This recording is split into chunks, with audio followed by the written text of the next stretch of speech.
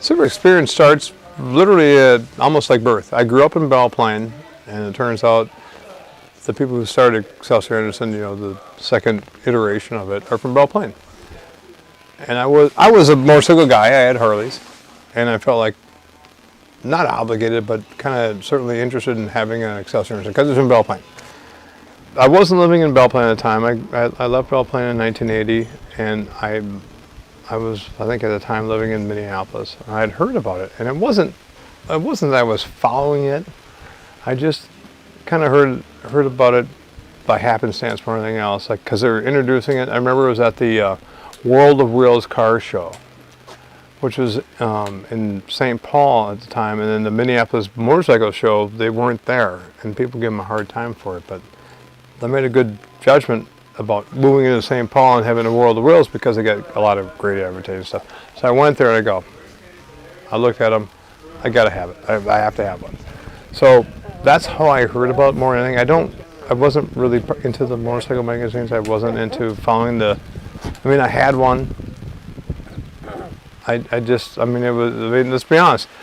Before Excelsior Anderson, it was just Harley Davidson and Japanese motorcycles. So there really wasn't anything new to talk about or read about until this came out. And it was more than a motorcycle ninja story at the time. To me, it was a human ninja story because it's where I grew up. And so I bought one, largely out of loyalty to Belle Plaine and the Hamlin family. And as I rode it around, and I really fell in love because I think it's to this day, I think it's the best bike I've ever owned. I still own it. I've sold my Harleys.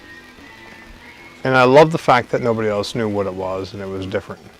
I mean, I'd like having stuff nobody else has. And it's easy to defend because it's such a great bike. It really is. So that's why I bought it.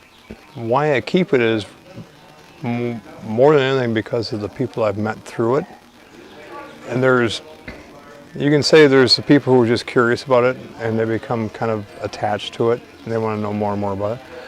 But for me, it's more been about the people that I've met who've owned them and have become part of this, you can call it a cult following if you like, but it kind of is.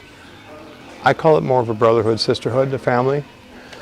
And I've traveled around the country and met people from around the world who have, and truth be told, they're the nicest people I've ever met. And so do I go out there and visit these people because they own Excelsior Andersons? That's how I met them. Is that why I hang out with them? No, I hang out with them because they're great people. It's become a subsection or a byline of why I like the bike. It's because of the people I've met through it, largely. And beyond that, they're wonderful bikes. They really are. So I bought it because I grew up there, know the Hamlin family. Dan Hamlin's a great guy. Wanted to support the company, and I've never regretted it. But the friendships I've made they absolutely are. There's no limit to what they've added to my life.